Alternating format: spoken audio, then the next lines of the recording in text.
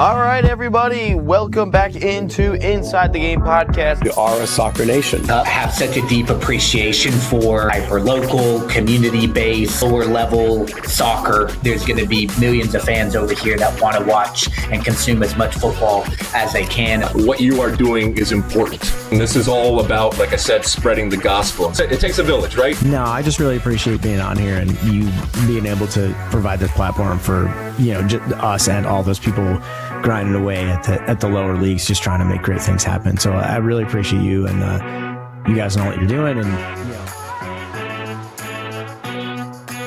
All right, welcome into Inside the Game, episode 325. My name is Ryan Glinsky. We got James Schofield, our producer, here in the building here today. An exciting one as we've got a great episode. A couple of the World Cup statistics in terms of numbers and revenue and all that has now come to light. Even some of the USA numbers as well that we do want to get into. We'll talk about that. Mauricio Pochettino, he is making some noise here today, or at least this week at some point. I don't know exactly when it'll be, but we'll talk about if he's going to stay or if he's not. And then we've got one other thing. I forgot exactly what the other thing was. We do have question of the day written down today. Yeah, I actually remembered it this time. Yeah, we do have it actually written down today. A couple of comments already coming in. Fabian says, "What's up?"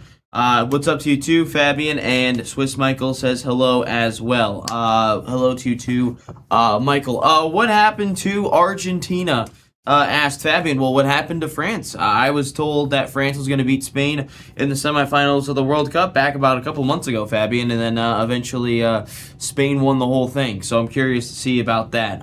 Which do again maybe we throw in a little Kylian Mbappe conversation to start off the show, maybe just to ask the question to the people out there, because Fabian obviously is one of those people that loves Kylian Mbappe for whatever reason. I guess Fabian just does not like winners. I like saying Mbappe. That's a fun name. I don't think Fabian likes winners. I really don't think he does. But anyway, subscribe if you have not already, and also smash the like button. Again, let's try to get to 5 likes here this morning. I guess how did Paredes get mad at the Spain players? But no, let's talk about Kylian Mbappe real quick. Let's start off with Kylian Mbappe. I would like to just talk about. I just want to I just want to ask the question: Is Kylian Mbappe, like, when are we going to have the conversation about this guy that he just continues to not show up? No La Liga titles for Mbappe.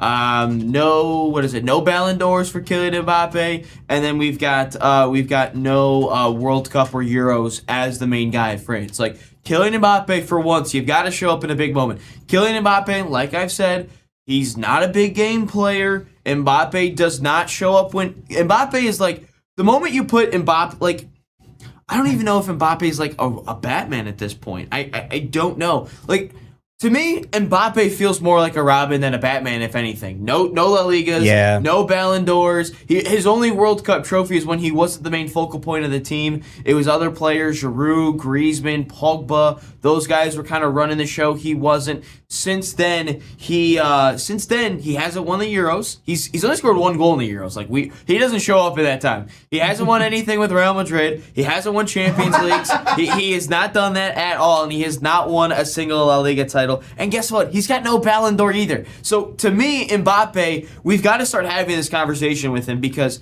we've got to have it, because Mbappe, we constantly put on this pedestal, yet he has never gotten anything done. We've got to stop putting Mbappe on a pedestal, because he does not deserve all the flowers that we get. A lot of comments. Before we get to any of the comments, I finally get a horn moment. Okay, I get to blow the freaking horn. Why? Because in the comments here, we've got Fabian saying, "I like James. He looks like the guitar guy from Nirvana at the moment." Wow, that's a step up from Bieber Fever.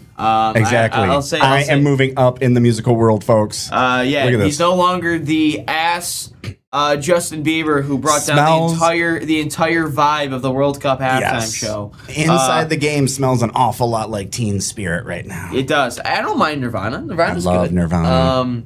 I mean, sucked that they didn't really have that big of a run with everything. Well, I mean, by default. Yeah, by default. But hey, their drummer doing pretty well in the Foo Fighters, I'd like to say.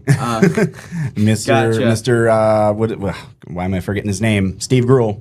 Fabian, I can say the same thing about Cristiano Ronaldo and all of his Champions Leagues. It was all won by Di Maria. Paredes got into it because they asked what happened to VAR in Infantino. Gotcha.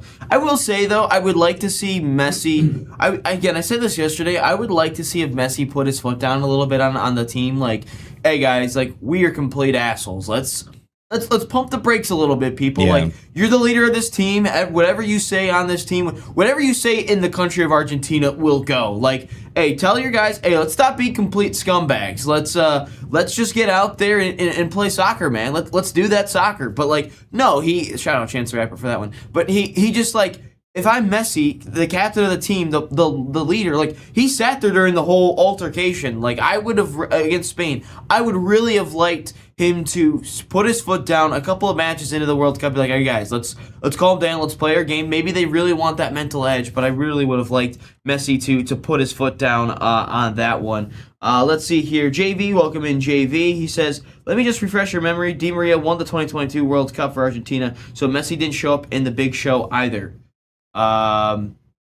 Did Messi or Di Maria have more goals in the World Cup final?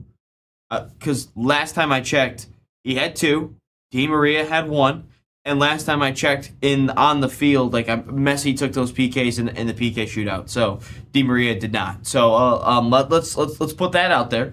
Mbappe is on the level of Haaland and Kane, Ronaldo and Messi. Yeah, I don't think Haaland, Kane, or Mbappe will ever touch Ronaldo or Messi. I really don't, because if you're Kylian Mbappe and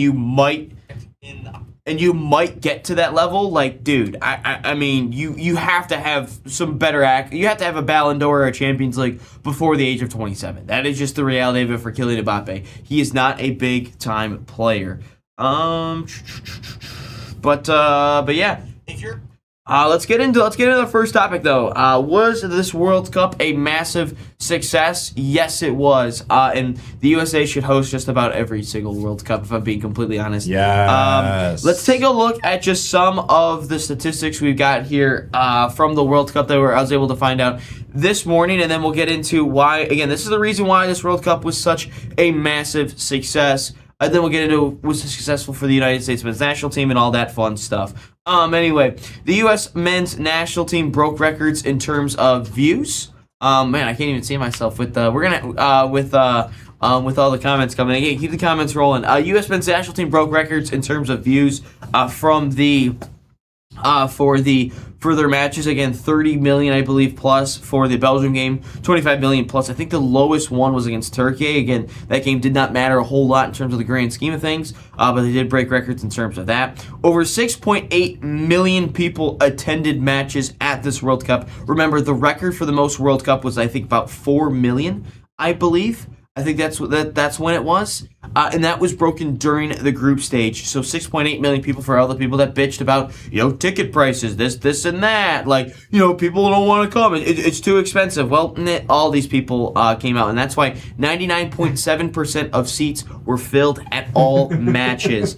Yes, Swiss Michael. I get it, bro. Yeah, but then we had to do the same thing for Qatar. Like, had to do the same thing for South Africa. Like, someone around the world is going to get effed in terms of watching their team. Let's see. Dan, welcome in, Dan. He says World Cup will be in every continent. 2026 was in U.S., Canada, and Mexico. Next time in 2030, it is in Europe. 2022 was in an airfield in Qatar. So in 2034, it will be held in Asia or Africa. I mean, by logic. Is it though? I don't think it's announced about the 2034 World Cup. No, using the logic though, based on what's been going on. It all depends. History. It all depends who does this. It could be Italy for all we know in 2034, because they can't qualify. JV says real fans know Di Maria carried Argentina, so let's stop this nonsense about Messi won in 2022. We can go game by game talking about the refs, and did Di Maria in Argentina gets nowhere. Can I just make a point here? Yeah. Because I see right here we go, you can't compare this World Cup to others. It was the first big one. Why was it the first big one then? What country was hosting it? Because of this. I mean, yeah. Because I think everyone realized that, wow, we don't actually have to build all of these stadiums. Yeah. Because in Russia, South Africa, and Brazil, they had to buy all these build all these stadiums, and then all of a sudden you get to the U.S. and you're like, wait, we have the infrastructure? Wait, what do you mean all the stadiums are built? And we have everything already? For the people out there, we still haven't even gotten to the 100,000 seat stadiums yet. Nope. Like we had, like honestly, let's. We just haven't say, even gotten to the big house. Like all right. we haven't gotten to the big house. I mean, yet. that's a college. They haven't gotten to Beaver Stadium, which is 100,000. They haven't gotten to Gainesville, which is 100,000. Like they haven't gotten to these ones. And just for the people out there, I said this yesterday, but for the people that may have missed the beginning of when I said this, the U.S. could, like, for a hypothetical purpose, they could host in 2030, and we still haven't got. We could have used all different stadiums. Like we of all the World Cup, of all the stadiums we had, just throw them out. Like, nope, can't use them. We got to use different ones. Like we could do that still. Like we really could. Yeah. I mean, we're freaking ginormous. 2034 is in Saudi Arabia. Is it really? Okay. Oh my gosh. That makes sense though. It is in Saudi Arabia. Okay, gotcha. 2034 or 2038 could be in South America. Maybe 2042 could be back in the U.S. They have, I guess the U.S. has been exploring an option to host in 2038 yet again. Heck yeah. So that is part of it. That is definitely, it could potentially be hosted yet again in 2038 for the U.S. I have seen that reports during the World Cup. We'll see if that goes into full effect or the U.S. doesn't want to host it again. I would love the U.S. to host it again. That was fun. Ryan looks like Justin Timberlake. I don't have any issues with the law, so I can't look like Justin Timberlake. It was because of 48 teams and 40 games now, not comparable. All of Europe can do that too.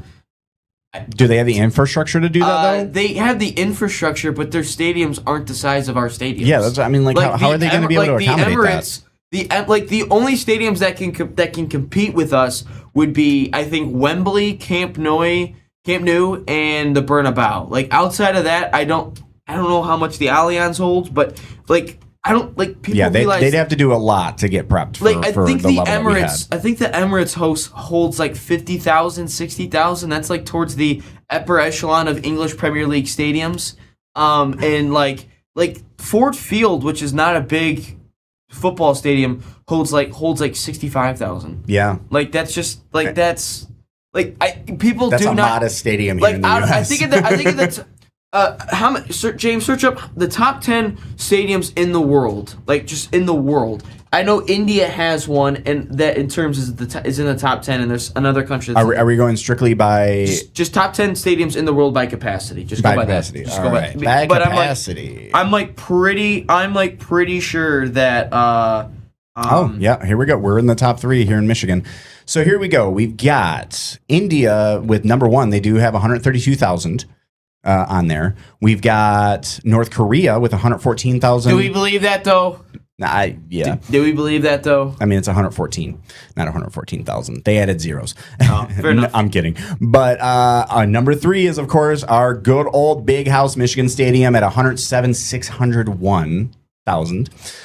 We've got Beaver Stadium over in Pennsylvania. We've got Columbus. We've got Texas. We've got Louisiana. We've got Tennessee. We've got Texas again and Alabama. So let's see. We've got out of all 10, there are 1, 2 that are not United States stadiums. Do we really bleave the North Korea? That's true. We can discount that one. So we got one. One's bigger than ours. Has anyone seen it?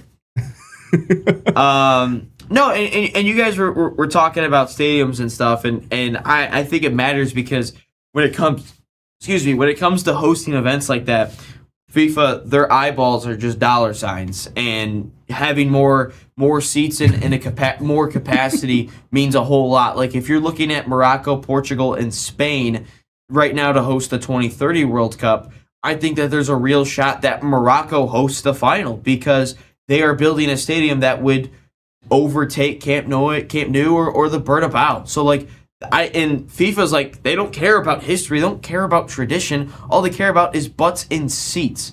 Dan says, I'm from Romania. Well, we've never had someone from Romania Hello, come in, so Romania. welcome into Romania. Next football tournament will be in 2028 for just for the Euros.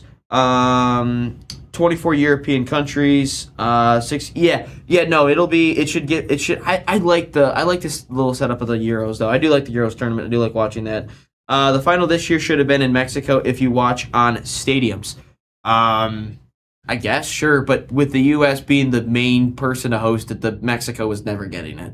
That's just the reality. I think Brazil and Liga MX stadiums got over 100K capacity.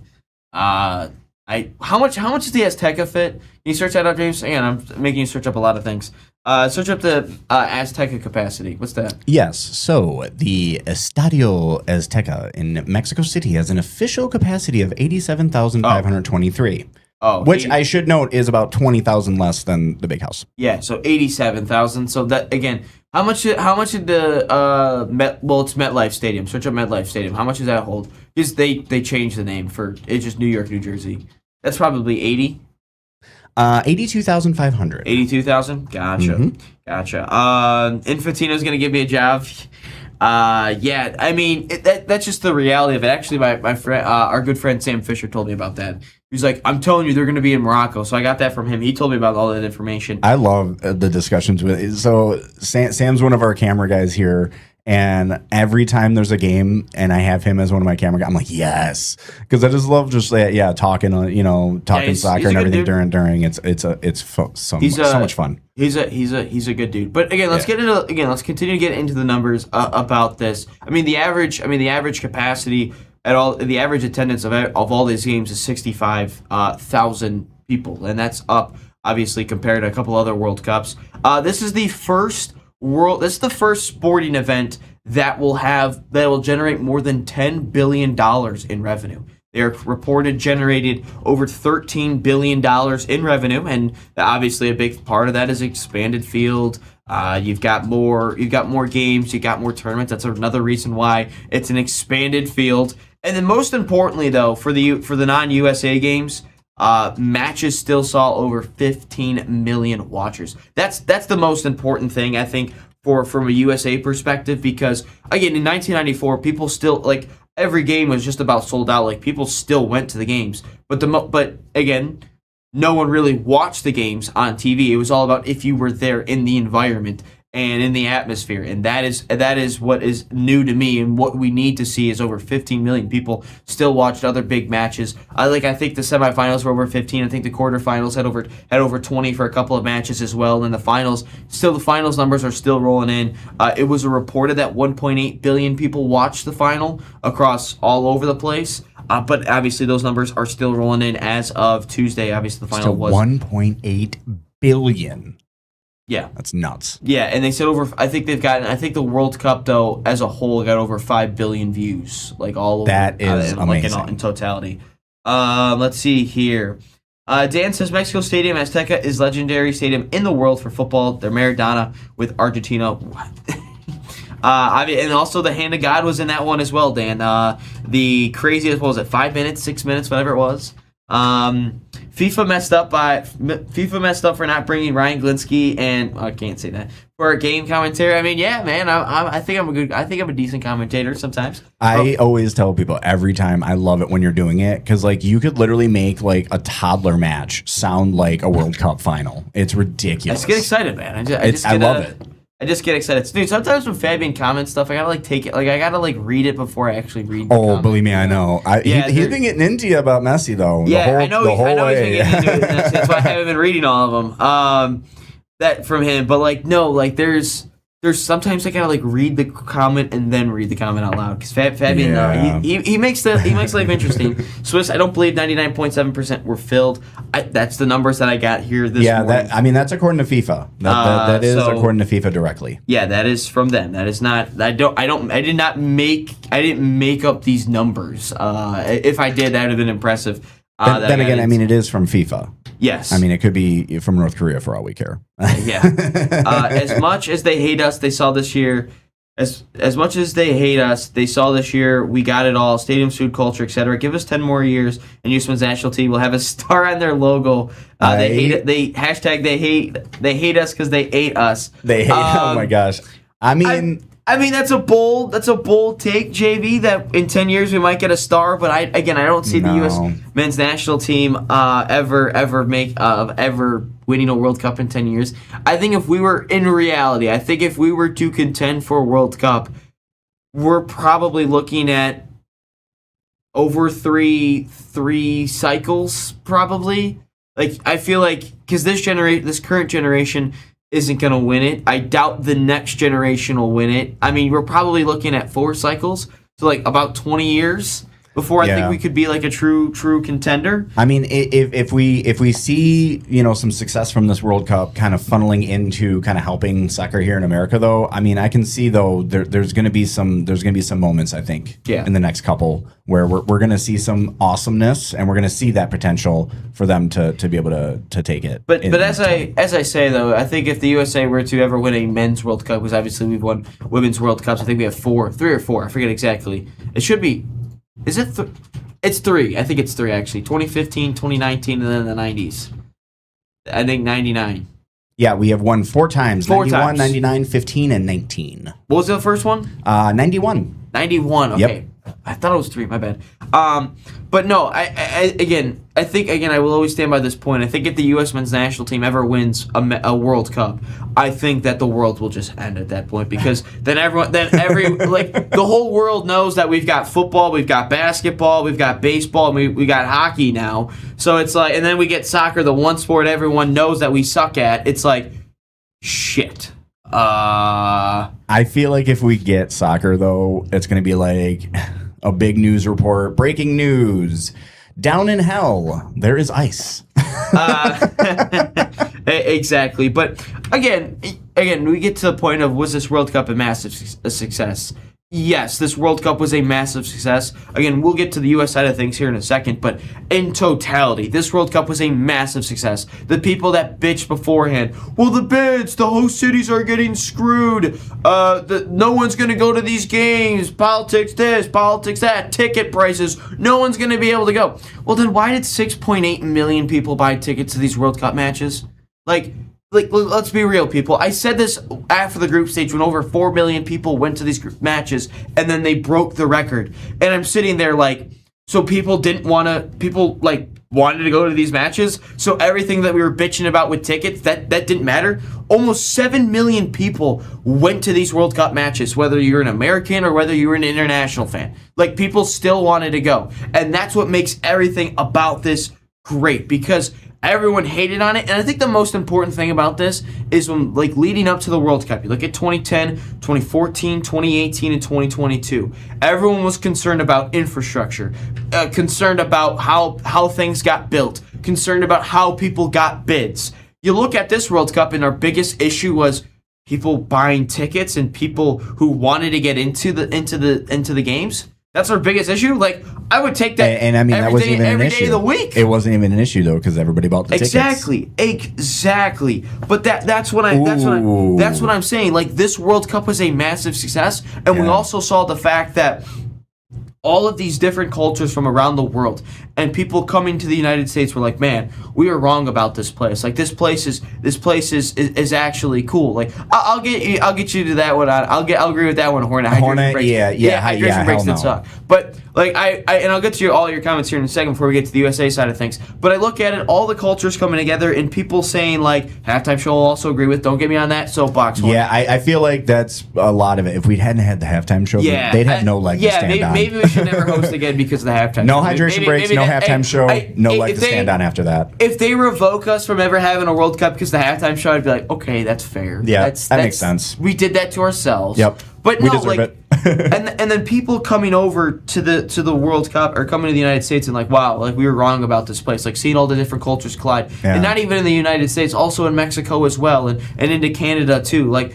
I think that was great to see the world come united for 40 days, whatever it was. Oh my gosh, the videos of everybody just like trying food, man. Like, that's awesome. Like, yeah. I thought that was ranch. That's my favorite. That for was some reason. So ranch. that's my favorite memory. We were talking about favorite memory the other day. That is my favorite memory. Honestly, is the freaking ranch obsession that all the Europeans are just. The second they take a bite, it's like every single video. It's no different. Every time they're like, "Oh, I'm gonna try this ranch. I don't know why this is such a big deal," and then they're like. And and I'm like, yeah, thank you. Exactly. Again, we're gonna get to these comments. We'll take a break. And was this a successful World Cup for the U.S. men's national team? We will get it, but no, this was a massive success. The views showed it. The revenue shows it. The amount of people loving this country showed it. I thought the games were great as well. People will probably be like, well, the World Cup final was horrible. This and this. I thought it was there was pretty like good, actually, there's to be like honest. 30 shots. Like, please. I liked it. I thought it was a good match. Like, it was great. The script writing was great. England choking, that was the greatest thing. We had great matches with all the Argentina matches, it felt like. England-Norway was great. Like, these matches were phenomenal all over the place. Like, this Yeah. World Cup was a massive, massive Dan, success. we agree with you, by the way. We do not want to watch Madonna. Please. We were there no, too. No halftime show talk here today, because then I'm really going to get pissed off. That's even true. more. That's true. That's true.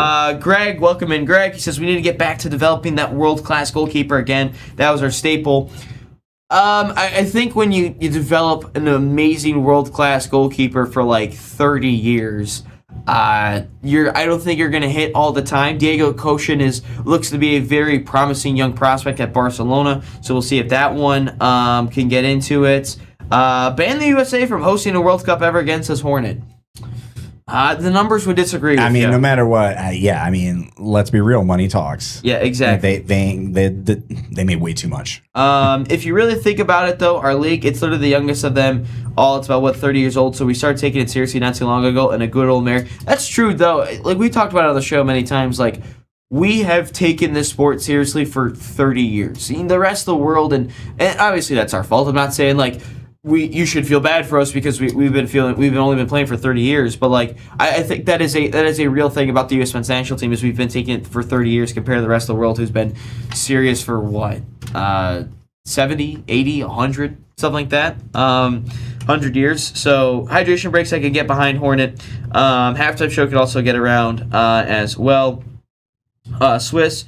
What did he say?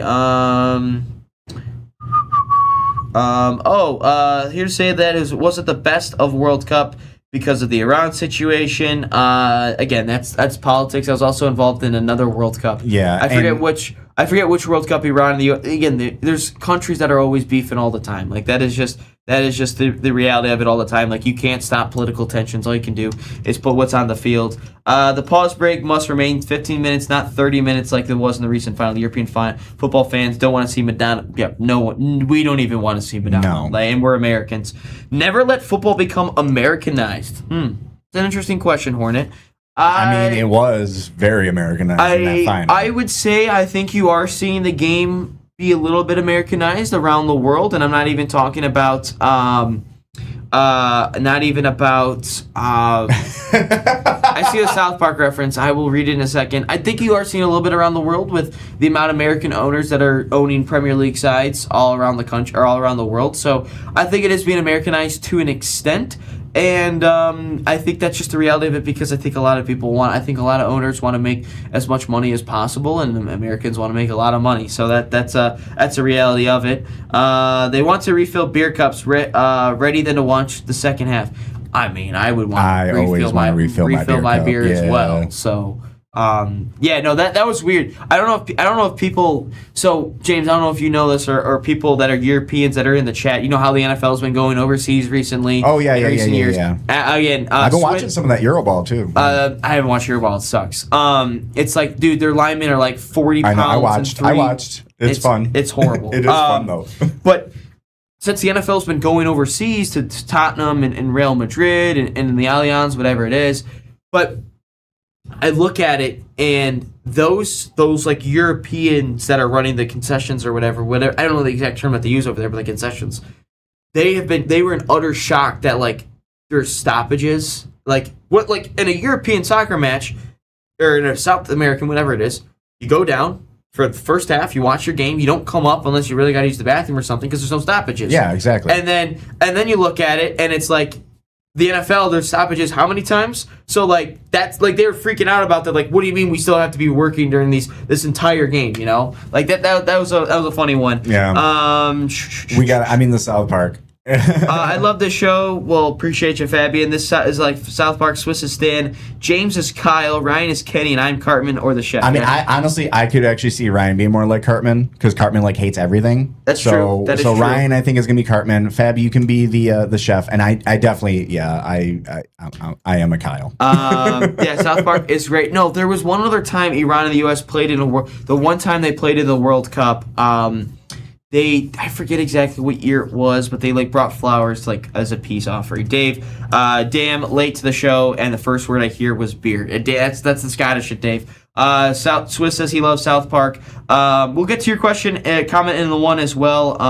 Dan says USA hosts well this World Cup tournament. The only problem was when Trump got involved in the football business and rules overturned the red card of Belgium. Yeah, no, we didn't think it was right either, Dan, because I still believe that it was a red card to this day. I mean, you get the host nation whistle. That's just the reality of it.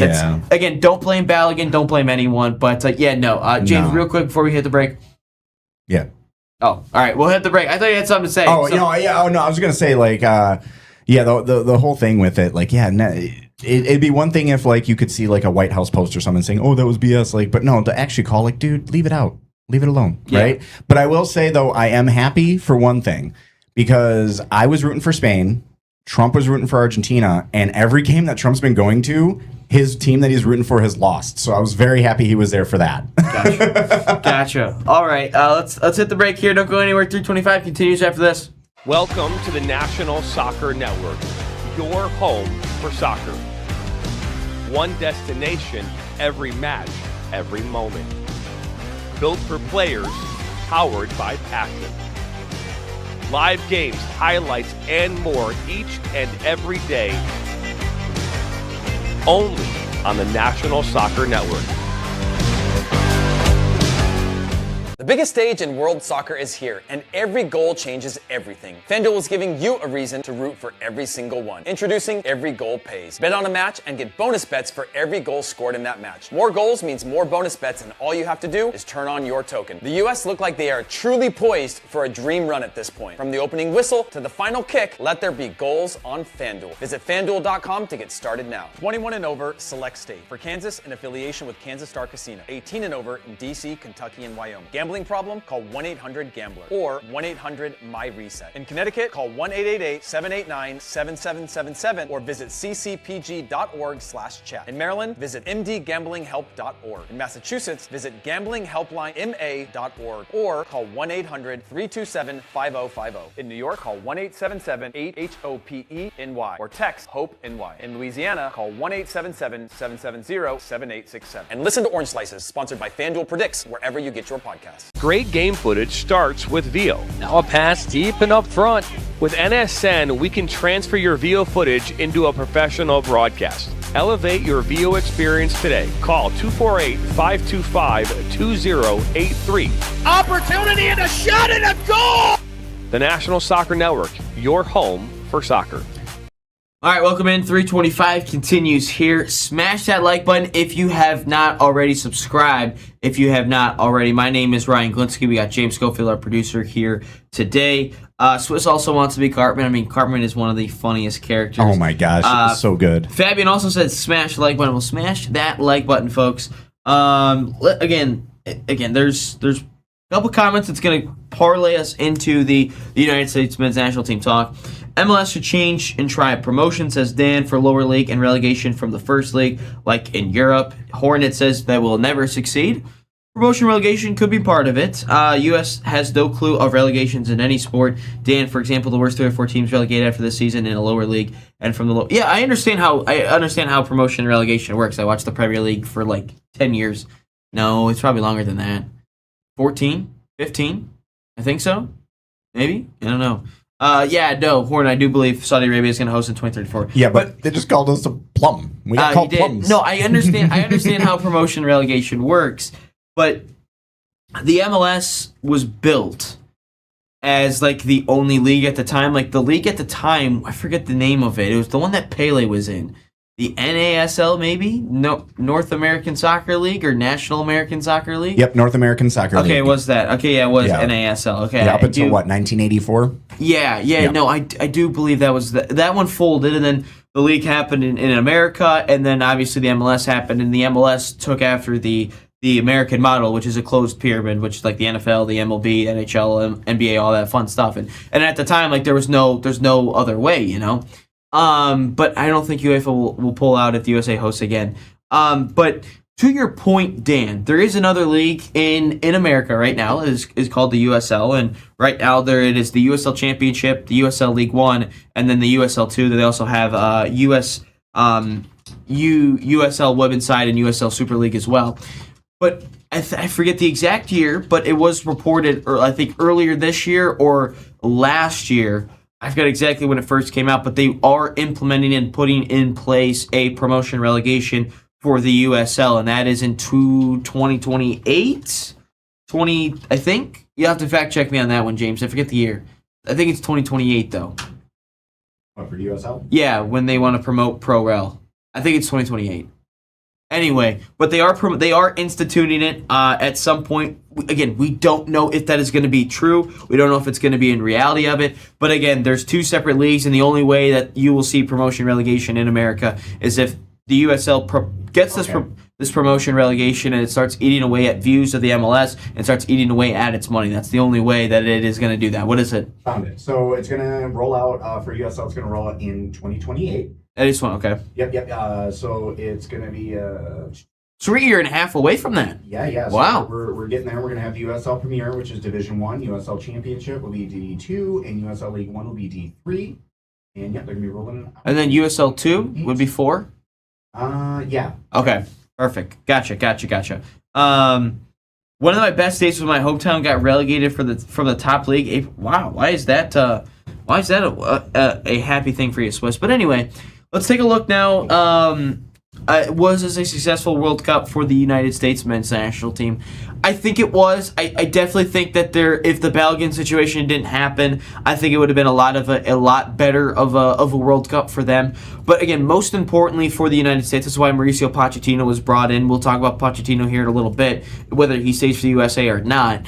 But I look at the United States, and it was simple. It was not to do what you did in Copa America, which was get grouped, get embarrassed at home, lose to Panama. That was also because Tim Weah punched a dude. That's also a reality. And then lost to Uruguay. And then I forgot who they beat in the first game. Some no-name team that I forgot. But this World Cup was all about not embarrassing ourselves. So I don't think we embarrassed ourselves on the field. Maybe off the field with the whole President Trump and Balogun red card. I think maybe.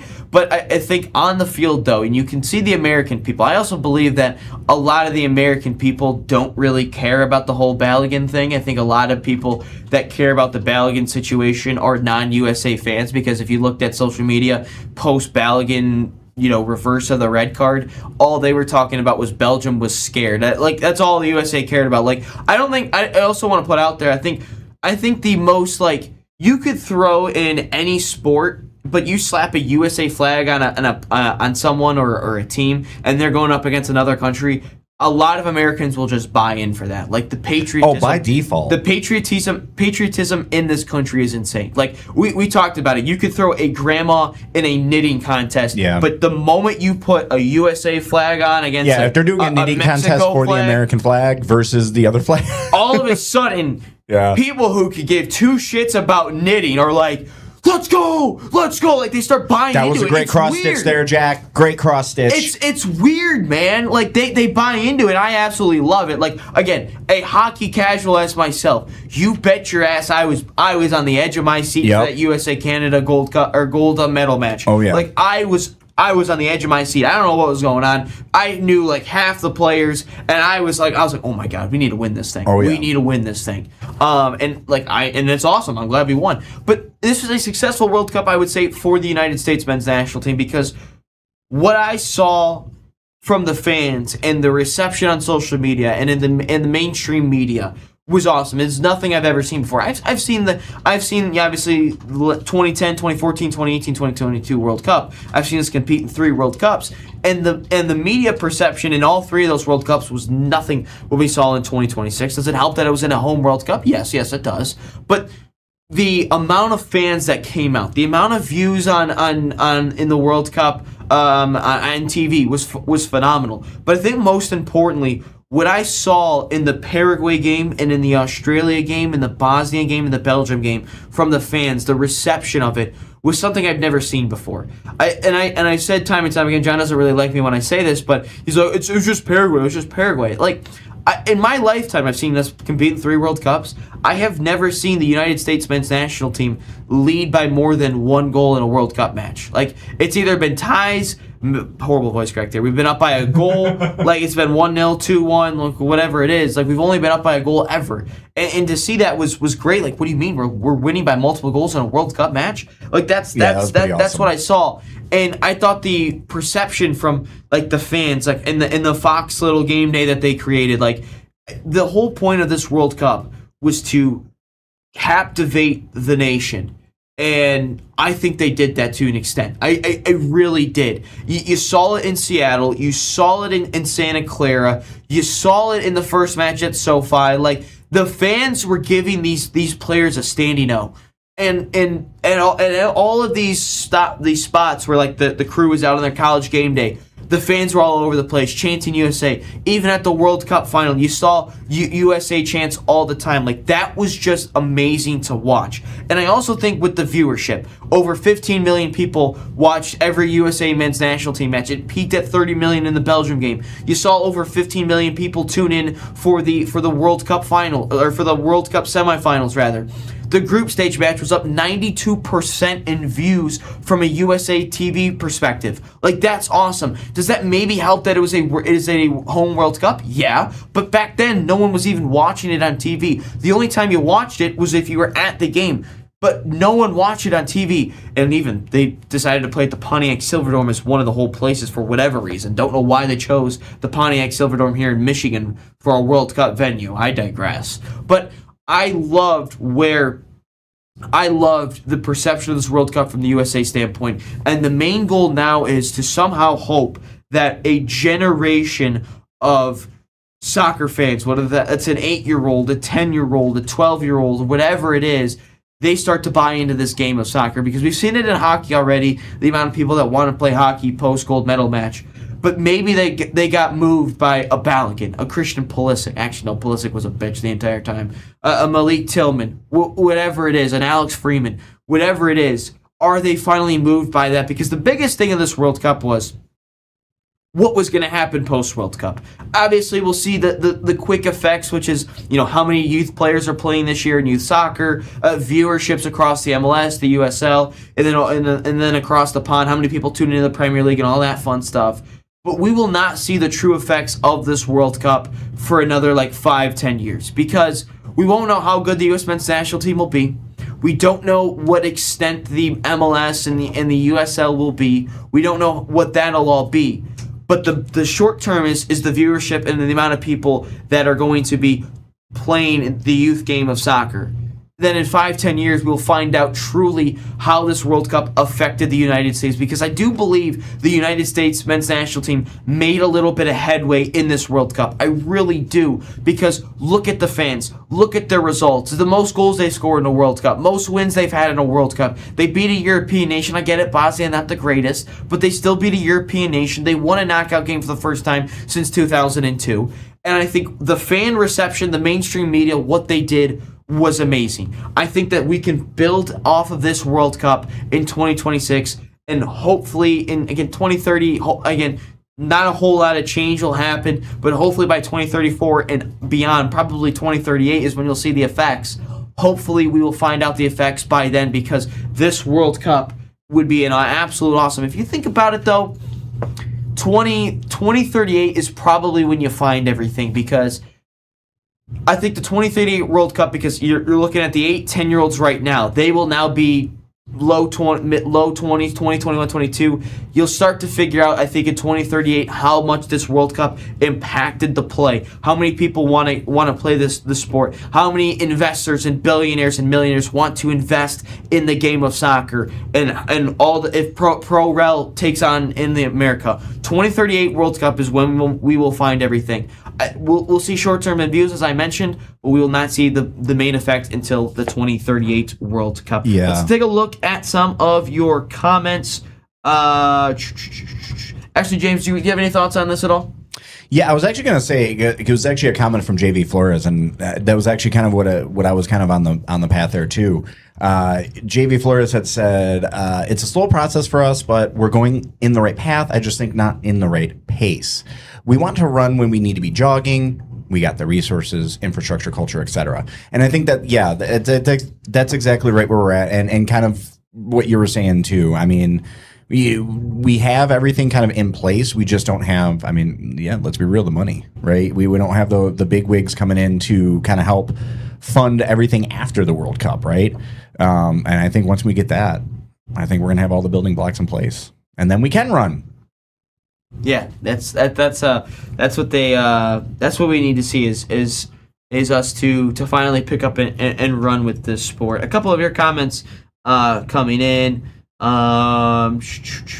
JV says, this is the way I see it in 94 to bring soccer into the U.S. 2026 was for us to expose we have advanced in taking it seriously. Next World Cup is to show that we are contenders. # trust the process. Again, I don't believe that we'll be contenders in 2030. Maybe I'm wrong. Obviously, 4 years is a long way to go. I mean, there could be some injuries. Hopefully, a guy like a Matthias Albert, a Kevin Sullivan, a Diego Koshin, a Xavier Gazzo, those types of players, hopefully those guys can step up and be something in 2030. And also Christian Pulisic, Flo Balogun, those guys take the right step. I do believe Flo Balogun is now the face of the U.S. men's national team.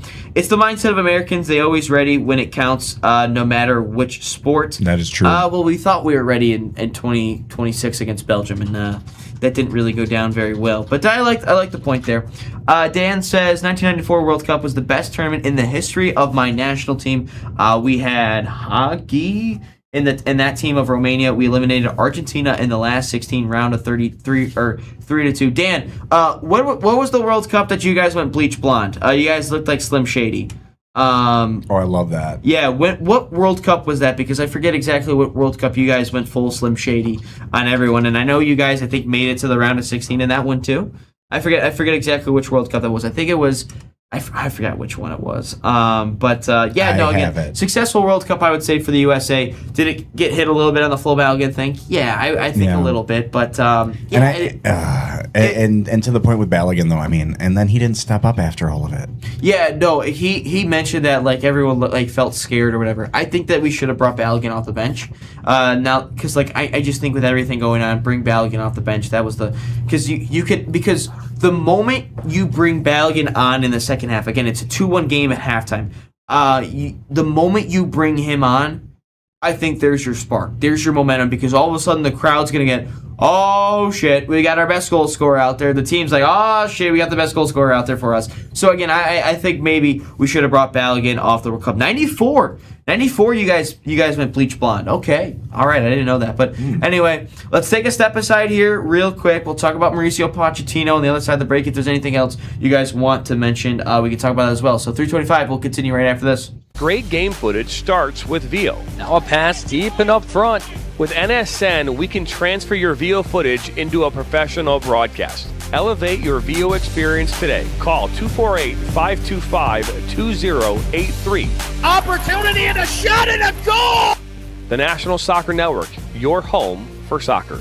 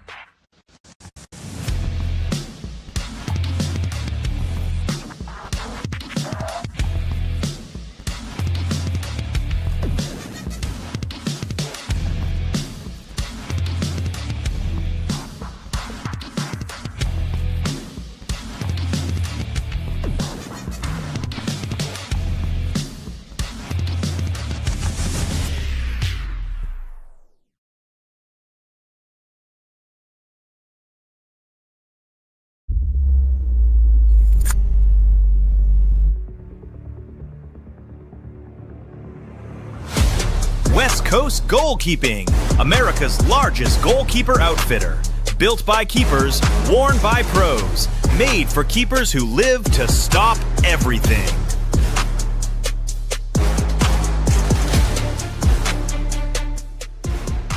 All right, welcome into Inside the Game. My name is Ryan Glinsky. 325 continues. James Schofield, our producer, in the building as well. Dan mentions he's from Romania. He says we have a Romanian player in the MLS. His name is Luis Montanu. I hope I said that right. Who plays a forward in the MLS, DC United, and the Romanian national team at 24 years of age. Yeah, no. Once the MLS gets rocking and rolling fully, which I think it'll be by Monday. We do have an MLS recap on every Monday from the weekend of the games that happened before. So, again, maybe he will pop up if he scores goals. But again, I completely, I have not paid attention. I know, the MLS played last weekend and stuff, or last week, but I was not paying attention at all. I was too busy with everything else. The World Cup, the USLW stuff, and the USL2 stuff, we were way busy with that. But again, we ran a gauntlet. Yeah, we were. Let's take a look at the final topic for today, unless there's something that, might break or anything that happens during this time. But Mauricio Pochettino, it has been reported that he is going to make a decision here on his future with the U.S. men's national team later on this week. Obviously, he was brought into this World Cup, so we did not get embarrassed by the world. 11 appearances, 5 goals until now. Gotcha, perfect. Appreciate it, Dan, on that one. If there's an MLS player at all that you guys like, you can always throw him in as well into the chat. We like the MLS. But again, Mauricio Pochettino was brought here to the United States men's national team to not embarrass us. We talked about it not too long ago about this being a successful World Cup for the U.S. men's national team. And I would say it was. And all this was to not embarrass ourselves in front of the world and not to embarrass ourselves like we did in Copa America. Copa America, we embarrassed ourselves. We had the amazing victory in the first game, a strong start against Panama, then Tim Weah punches a dude. We're down to 10 men for 60, 70 minutes, whatever it was. And then we lose that game, and then we got to play against Uruguay, and we lose that match as well, and we get grouped. And Pochettino, I think, is a guy who, again, $6 million a year, you had to pay heavy amounts of money to bring him in. And I think, though, when it came to Pochettino, I still think his heart is in the club game. I do. I don't believe he is a guy that wanted to be around the U.S. men's national team for an extended period of time. Again, his contract only ran until this World Cup concluded. I do believe he is going to go into the club game. I don't believe he is going to return with the U.S. men's national team. Swiss says he's going to go play street hockey right now. Oh, Swiss, I'll be over. Hold on. Can we stop the show early? I'm going to hop on a plane. I love I used to play street hockey constantly. I love that. Well, enjoy your street hockey, Swiss. Hopefully, you don't get hurt or anything. Hopefully, your team wins. But enjoy your street hockey. But no, looking at Pochettino, I think he was obviously out of a job from PSG or Chelsea. I don't know. No, I think it was PSG. No, I forget where he came from. Chelsea or PSG, I forget. But I think he loves the club game. I don't think he wants to be an international coach forever. I think if he was in a spot where it was like Pep Guardiola or Jurgen Klopp, where they have won Champions Leagues, they've won Premier Leagues, I think maybe he's a little bit more inclined to stay. But he doesn't have any of that. He took Tottenham to a Champions League final and lost to Liverpool, to Jurgen Klopp. He never won the Premier League with Chelsea or Tottenham. So I think that he's gone. I know that there has been an offer on the table for him to take the U.S. men's national team job going into 2030 and extend him, but I do not believe he is going to take that job. Even if he were to take that job up into 2030, I don't believe that he would stay the full 4 years. I mean, you would have to, which might be actually beneficial for the USA, because you have to have a contract buyout, and maybe you'd have to have a club have a massive buyout for Mauricio Pochettino. So again, I think that he's gone, and if he is gone, what are the potential candidates? I think it is two candidates for the U.S. men's national team job, and that's it. I think it's B.J. Callahan and it's Pellegrino Matarazzo. It's simple as those two. I think Callahan is probably the more likely option. I think Matarazzo is liking what is happening with what he's doing at Real Sociedad. Obviously, he just won the Copa del Rey and helped them secure European football over there at Real Sociedad. Shout out Real Sociedad, by the way. Favorite Spanish club over there. And then you have have BJ Callahan, obviously in the MLS. He has been an interim coach a couple of times so far with the U.S. men's national team, and the U.S. Soccer Federation has mentioned that they really enjoy BJ Callahan as the U.S. men's national team head coach. Swiss says, "Thanks, guys. I'm a good inline skater, so don't worry. LL, keep fingers crossed." Dan also says, Maybe we meet again in the UK, maybe in 2028, Romania-Switzerland match. Who knows? That'd be cool. That'd be cool to see you guys. Oh, that'd be great. You guys play. JV, speaking of my United, they're trying to expand the stadium to 28,000 and make it weather-controlled stadium, but the state capital is opposed to it. Yeah, you guys are in a tough spot in D.C. A lot of things have to go right. It feels like to get something like that done in D.C. Because they have extra security hoops and all that stuff too to deal with, and extra permitting and all that. Yeah, that's I mean, maybe you could have just built a stadium in like Maryland or like Virginia. I mean, usually Virginia, that's like the default because you just cross the river and you're there. So and then say DC, but like you're in a different state. So maybe you guys should do that. Swisto says, Dan, that'd be great. Just sub to this channel. We will meet here again. Peace out. Well, Dan is already subscribed. Smash that horn for Dan. Again, we appreciate everyone that comes in here every single day. Dan, Swiss, Fabian, Greg, Dave, obviously, as well. JV, he's been here a handful of times. Hornet, who's coming here for the first time today.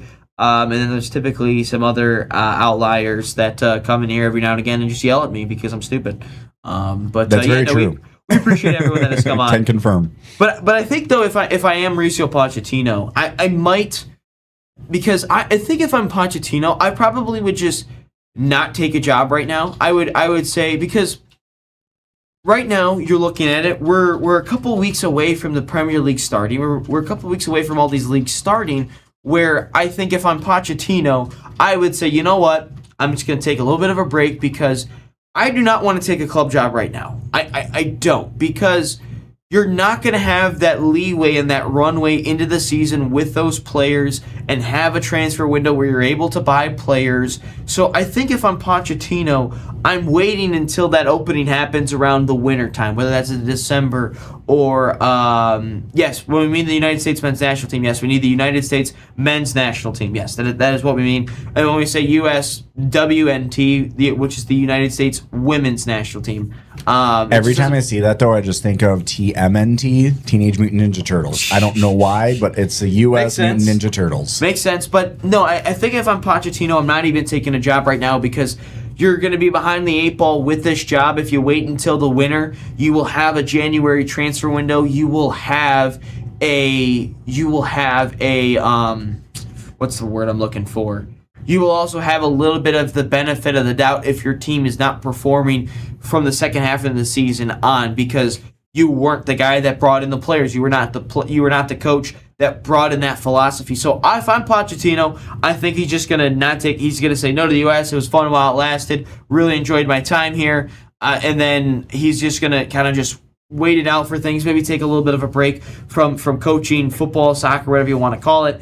And then he will find that job in the winter months simply because, wait it out. Maybe the United job opens up with Michael Carrick. Maybe the Tottenham job opens up again. Maybe the Chelsea job opens up because they seem to be firing managers left and right. Whatever it is. So I think maybe that you wait a little bit on that one. But I do believe if you are going to take a managerial spot, I would take BJ Callahan and Pellegrino Matarazzo as the head coaches of the United States men's national team going forward. And obviously you want to bring in an American manager. I think that's a little bit of an overrated thing when it comes to the U.S. Well, we need a USA board manager. We need this, and that.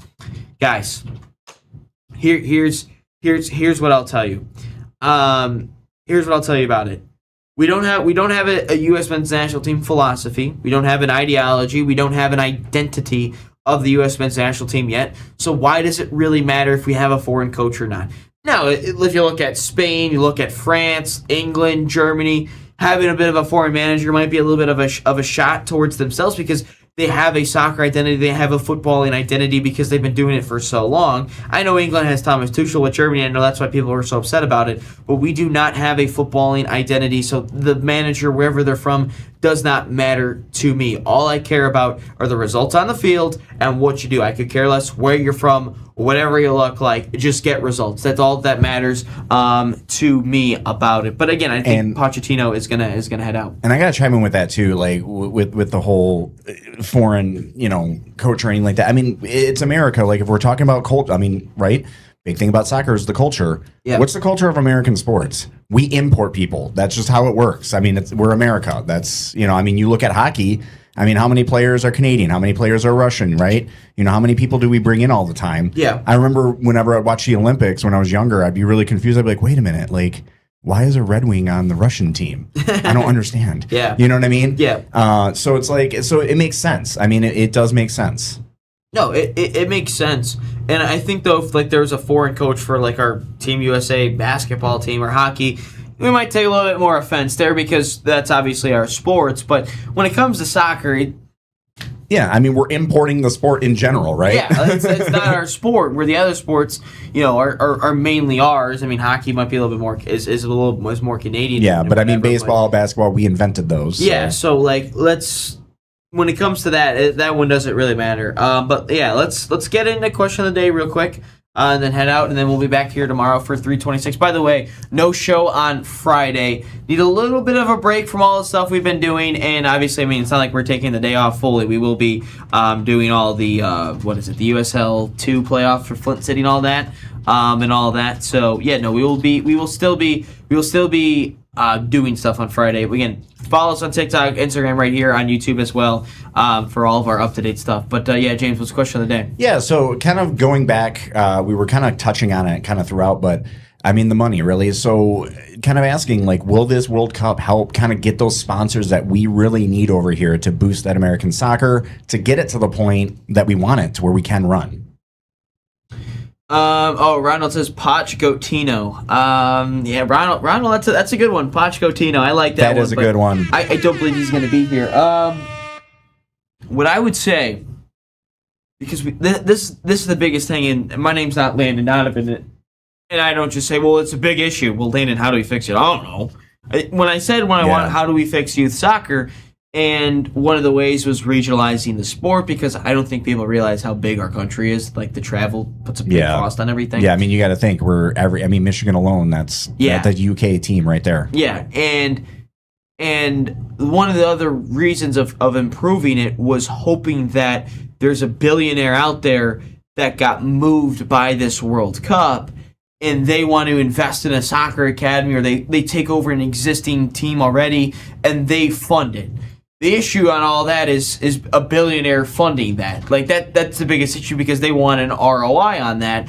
And, investing in sports, and especially a youth soccer team, really doesn't bring you the best ROI. That's just the reality of it. And that's just where I think, though, when it comes to all of this, is I don't think that we are going to get that. I would really hope so. I mean, I think we said there's 900 billionaires in the U.S. or American billionaires alone, I think is what the number was. So maybe one of them just gets moved by it, or maybe they have an existing a company, and they're like, well, let's make this the Amazon Soccer Academy, or the Apple Soccer Academy, whatever it is. Maybe they do something like that where they keep their name and everything. Maybe there's a little bit of benefit to them. But again, I would hope that maybe that we can get some big sponsors to fund youth soccer or something like that, or fund the U.S. Soccer Federation, and then that trickles down into the youth soccer game. But again, maybe millionaires want to combine together, and they combine some of their and pool their money into doing it. But I just don't see a reality where someone sponsors it. I think definitely we'll see some sponsors for the U.S. soccer team, but I just don't see a billionaire wanting to do that. But we'd love to, obviously. But that's gonna wrap it up for 325 here on Inside the Game. Again, smash the like button if you have not already. Subscribe if you have not already. Stay locked into our social media as well. 326 will be back here tomorrow for Wednesday. My name's Ryan Glinsky, James Schofield, our producer. Until next time, so long. See ya. All right, everybody, welcome back into Inside the Game podcast. We are a soccer nation. Have such a deep appreciation for hyper-local, community-based, lower-level soccer. There's going to be millions of fans over here that want to watch and consume as much football as they can. What you are doing is important. And this is all about, like I said, spreading the gospel. It takes a village, right? No, I just really appreciate being on here and you being able to provide this platform for, us and all those people grinding away at the lower leagues, just trying to make great things happen. So I really appreciate you and you guys know what you're doing, and